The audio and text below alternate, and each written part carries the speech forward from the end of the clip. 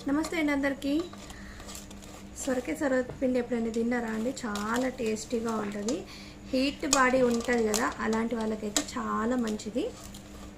Taste కూడా చాలా బాగుంటుంది. అంటే నార్మల్గా మనం చేసుకునే దానికంటే సొరకాయతో చేసింది ఇలా తురుముకొని చేసింది బాగుంటుంది అనమాట. దీంతో మనం ఇలా గారెలు ఏమంటారంటే బూరెలు ఇవన్నీ చేసుకుంటారు కదా, అలా చిన్న చిన్నగా బాగుంటాయండి.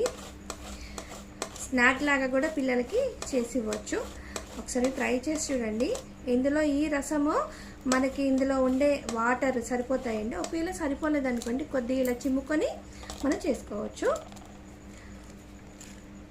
ఎక్కువగా సర్వపిండి అంటారు, తపాలా చెక్క అంటారు. ఇదిగోండి రసం చూడండి ఎట్లా వస్తుందో.